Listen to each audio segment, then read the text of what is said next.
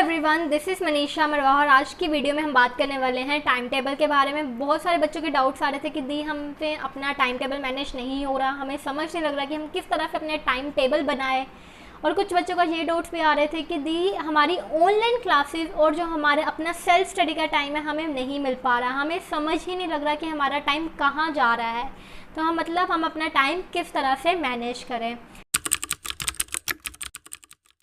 तो पहले बात करते हैं कि हमारा जो टाइम है दिन में 24 घंटे हैं, उसमें से हमारा टाइम कहाँ वेस्ट हो रहा है। मतलब क्या हम 24 घंटे में से अपने लिए 5 या 6 घंटे भी नहीं निकाल सकते पढ़ने के लिए।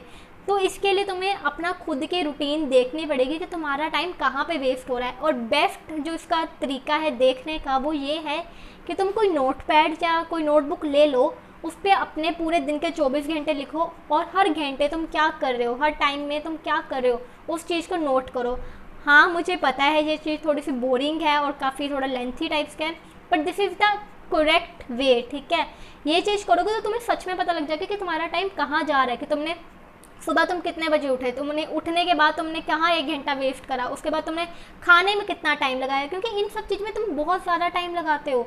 जहाँ पर हम शायद 15 मिनट में खाना खा सकते हैं, हम उस पर 1 घंटा लगाते हैं। तो यही ऐसी चीज़ों में बहुत ज़्यादा तुम्हारा टाइम वेस्ट हो रहा है। तो अगर मैं तुम्हें थोड़ा इसका आइडिया देना चाहूँ कि मेन तुम्हारा जो टाइम कहाँ जा रहा है, तो पहले बात करते हैं कि तुम्हारे दिन में जो मेन एक्टिविटीज़ को लेकर तुम्हारा टाइम देखते हैं। हर बंदा दिन में कितने को घंटे सो लेगा, 7 से 8 घंटे। ठीक है, इतना ही मैक्सिमम कोई सोता है। ठीक है ना, 8 आवर्स लगा लेते हैं मैक्सिमम। उसके बाद तुम्हारा सेकंड क्या होता है, तुम्हारी क्लासेस, ऑनलाइन क्लासेस। ठीक है, लेट से तुम्हारी क्लासेस 5 आवर्स की लग रही है।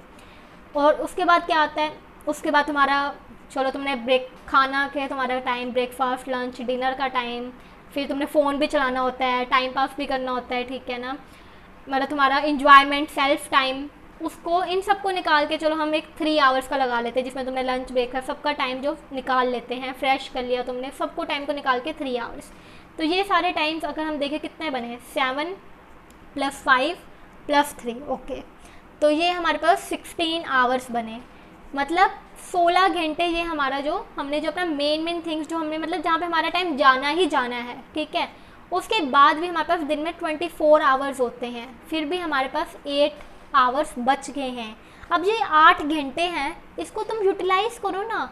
अब ये तुम्हें अपनी लिस्ट में से देखने कि तुम्हारे ये 8 घंटे कहाँ जा रहे हैं, कहाँ पे तुम इतना टाइम वेस्ट कर रहे हो। क्या तुम फ़ोन चला रहे हो या तुम टीवी देख रहे हो, ये तुम्हारी लिस्ट में भी तुम्हारा ये टाइम निकलेगा। तो अब बात करते हैं कि इन 8 आवर्स को कैसे टाइम टेबल बना के इनको अच्छी तरह से इनको मैक्सिमम यूटिलाइज़ करें अपनी प्रोडक्टिविटी के लिए। टाइम टेबल बनाते समय जो सबसे पहली चीज़ तुम्हें अपने दिमाग में रखनी है वो है कि जो हमें टाइम टेबल बनाना है वो हमें छोटा बनाना है। मतलब कि हमें अपनी औकात के बाहर का टाइम टेबल नहीं बनाना, हमें एक शो ऑफ के लिए टाइम टेबल नहीं बनाना कि एक पेपर पे लिख तो दिया कि हम 3 घंटे पढ़ेंगे, हम 4 घंटे ये करेंगे, फिर उसके बाद मैं ये करूँगा। वो हमें शो ऑफ के लिए नहीं चाहिए, हमें उस पर काम करना है। तो एक रियलिस्टिक टाइम टेबल होना चाहिए जिस पे तुम रियल में एक्ट कर सको। उसके लिए तुम्हें अपनी रूटीन के अकॉर्डिंगली टाइम टेबल बनाना है। उसके लिए पहले तुम्हें ये देखना पड़ेगा कि तुम्हारे पूरे दिन में तुम्हारी प्रोडक्टिविटी वाले जो पीक आवर्स कहाँ होते हैं, कब तुम्हें लगता है कि हाँ इस समय मेरी कंसंट्रेशन सबसे ज़्यादा है या इस टाइम पे मैं बहुत ज़्यादा फोकस कर पाता हूँ। जैसे कुछ लोग होते हैं, कुछ लोग मॉर्निंग पर्सन होते हैं, कुछ लोग नाइट पर्सन होते हैं। ठीक है, पर्सनली मैं नाइट पर्सन थी, तो मैं तुम्हें इस वीडियो के आगे बताऊंगी कि मैंने कैसा टाइम टेबल फॉलो करती थी। और जो दूसरी चीज़ है वो ये है कि जो तुम्हारा टाइम टेबल होना चाहिए वो तुम्हारा टारगेट ओरिएंटेड होना चाहिए।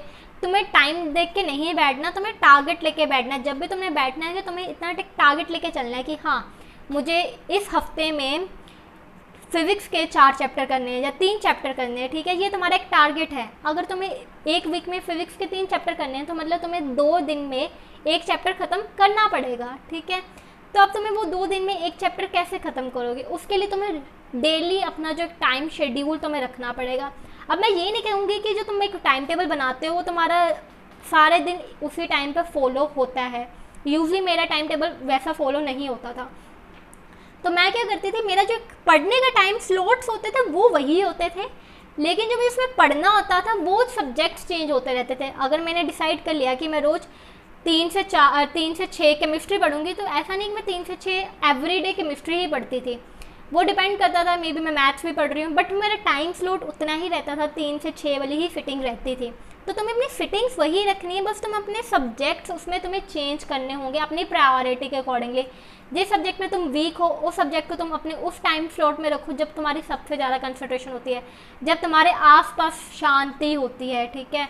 तो ये थिंग्स तुम्हें अपने माइंड में रखनी है। तो जब भी टाइम टेबल बनाओ एक चीज़ अपने दिमाग में ज़रूर रखना, हमेशा जब भी तुम पढ़ने बैठो 2 या 3 घंटे तो मैक्सिमम बैठो ही बैठो, ठीक है। बच्चों वाली हरकतें मत करना, 15 मिनट पढ़ लिया, आधा घंटा पढ़ लिया, फिर उठ गए, रिसेस ले ली, फिर बैठ गए, फिर रिसेस ले ली 15 मिनट बाद, वो मत करना।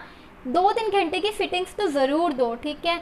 ये चीज़ बहुत ज़्यादा मैटर करती है, क्योंकि जब तक तुम्हारी आधा घंटा तो तुम्हें सब्जेक्ट समझने में लग जाता है, अंडरस्टैंडिंग में भी, फिर तुम उसको रिटन प्रैक्टिस करोगे, अच्छी तरह से अंडरस्टैंड करोगे, उसके न्यूमेरिकल सॉल्व करोगे, थ्योरी पढ़ोगे, तो 3 घंटे तो एक सब्जेक्ट को दो ही दो, एक सिटिंग दो प्रॉपर। सिटिंग्स बहुत इंपॉर्टेंट है।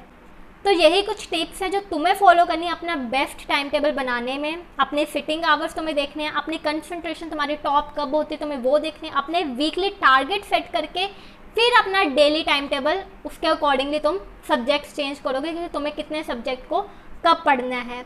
फिर तुम्हें देखना है कि तुम्हारी कंसंट्रेशन कब तुम्हारी बनती है। अब इन सब के बाद अब मैं तुम्हें अपना टाइम टेबल बताती हूँ। मैं जब क्लास +1 में थी मैंने कौन सा टाइम टेबल फॉलो करती थी। तो अब बात करते हैं कि मेरा क्या टाइम टेबल होता था क्लास 11th में। तो मैंने कॉलेजिएट स्कूल से अपने +1 +2 करी थी। तो मेरी जो क्लास होती थी वो 9 o'clock शुरू होती थी। तो मैं 8 बजे उठती थी और मैं 9 बजे तक अपने कॉलेज में पहुँच जाती थी, और 9 बजे से लेके 12:45 तक मेरी क्लासेस होती थी। और उसके बाद मेरा घर पास में ही होता था, तो मैं 1 बजे तक घर पहुंच जाती थी। मतलब 1 बजे तक मैं फ्री हो जाती थी। जिस दिन प्रैक्टिकल्स होते थे उस दिन 3 बज जाते थे, बट हार्डली वो 2-3 दिन ही होते थे, ज़्यादातर मेरा टाइम यही होता था। तो 1 बजे के बाद मैं घर आ जाती थी। 1 से लेकर 2 बजे तक मेरा लंच रहता था, उसमें मैं फ़ोन वगैरह टाइम पास जो करना था मैं करती थी। फिर 2 बजे से लेकर 5 बजे तक मैं सो जाती थी। मेरे को मतलब नींद आ जाती थी दोपहर को, तो वो मेरा स्लीपिंग टाइम होता था। वो 3 घंटे सोने के बाद फिर मैं उठ जाती थी। उसके बाद 5, 6, 7, 8, हाँ 8 बजे 9 बजे तक, क्योंकि 5:30 में पढ़ने बैठती थी, तो 5:30 से लेकर 9 बजे तक मतलब ये जो 4 घंटे होते थे इसमें मैं पढ़ती थी। ये मेरी पूरी सिटिंग लगती थी 4 घंटे की फुल। और जब भी मैं पढ़ने बैठती थी मतलब मेरा रूम पूरा क्लोज्ड होता था, बंद करके लैंप लगा के प्रॉपर सिटिंग से, ठीक है, क्योंकि आपके ऐसे कंसंट्रेशन नहीं बन पाते। तो इन 4 घंटों में मैं बीच में ब्रेक लेती थी, पर 10-15 मिनट से ज़्यादा ब्रेक नहीं होती थी। 2 घंटे के बाद एक ब्रेक होती थी, लेकिन 15 मिनट्स की ओनली। उसमें पानी पी लिया, थोड़ा इधर उधर घूम लिया, बस इससे ज़्यादा नहीं होता था। तो ये मेरी होती थी 2 सिटिंग्स लग जाती थी मेरे 2-2 आवर्स की। फिर इसके बाद 9 से लेके 11 बजे तक मेरा डिनर टाइम होता था। डिनर कर लिया, टाइम पास कर लिया, फ़ोन चला लिया, बातें कर ली, फैमिली टाइम होता था। फिर मेरी होती थी 11 बजे से लेके 11 से 12, 12 से 1, 1 से 2, हाँ 3 बजे तक, 11 से 3। ये फिर मेरे अगले 4 घंटे की होती थी। इसमें मैं अपने सब्जेक्ट करती थी, मैथ्स करती थी, फिज़िक्स करती थी, क्योंकि इन मैथ्स और फिज़िक्स में मुझे ज़्यादा कंसंट्रेशन चाहिए होती थी, तो वो मैं हमेशा रात को करती थी। तो इनमें मैं मैथ्स और फिज़िक्स करती थी, प्लस अपनी रिवीजन करती थी। तो ये मेरी दूसरा स्लॉट होता था। इसमें भी मैं 2-2 घंटे लगा के पढ़ती थी, और रात को मेरी जो कंसंट्रेशन होती थी वो बहुत ज़्यादा अच्छी होती थी। ये तुम्हें देखना होता है तुम्हारा कौन सा टाइम है। तो मेरे को रात में जो मैं पढ़ती थी ना वो मेरे को बहुत अच्छी तरह से ध्यान रहता था। तो ये मेरा टाइम टेबल था। फिर मैं 3 बजे के आसपास सो जाती थी, और फिर सुबह वही टाइम रिपीट, सुबह 8 बजे उठना। तो अगर तुम देखो तो मैं भी 8 घंटे ही सोती थी, रात को 5 घंटे, 3 से सुबह 8। फिर इवनिंग में मैं जो नैप लेती थी 3 घंटे की। तो यही तुम्हें अपना टाइम टेबल देखना पड़ेगा कि तुम्हारा कैसा टाइम टेबल है, क्योंकि अगर तुम किसी दूसरे बंदे का टाइम टेबल फॉलो करने की कोशिश करोगे तो तुम नहीं कर पाओगे ना, क्योंकि हर बंदे की अपनी कैपेसिटी होती है लर्निंग, हर बंदे की अपनी स्ट्रेटेजी होती है, हर बंदे की अपनी एक रूटीन होती है।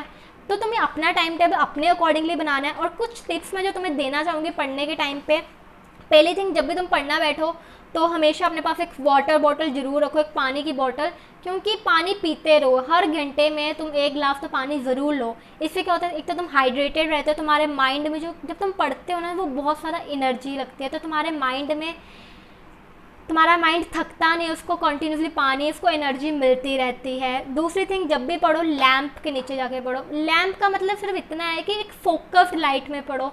जब हम अपने टेबल पे बैठते हैं, जब हम लैंप लगाते हैं ना, तो लैंप का जो जहाँ जहाँ लाइट पड़ती है वही एरिया हमारा फोकस का होता है, बाकी सब कहीं डार्कनेस हो जाती है, तो वहाँ पे हमारा ध्यान नहीं जाता।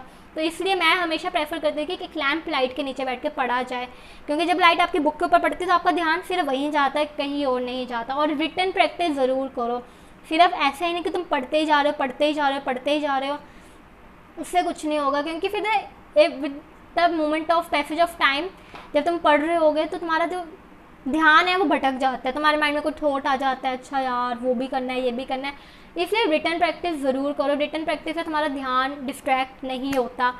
प्लस नैप्स ज़रूर लिया करो, इवनिंग में सो जाया करो 1 घंटा 2 घंटा, ये तुम्हें हेल्प करता है तुम्हारी बॉडी को रिकवर करने के बाद। और पढ़ने के बाद कभी भी फ़ोन मत चलाया करो, ये एक ऐसी थिंग है जो मैंने अपने स्टडी में सीखी है। जब भी मैं पढ़ने के बाद फ़ोन चलाती थी ना, मेरा माइंड इतना ज़्यादा मतलब रेस्टलेस हो जाता था, और जो भी पढ़ा होता था वो ज़्यादा लर्न भी नहीं रहता था। पढ़ने के बाद ज़रूर 10-15 मिनट की रेस्ट लेके सो जाया करो, जो आंखें बंद करके रिमाइंड करा करो जो तुमने पढ़ा है।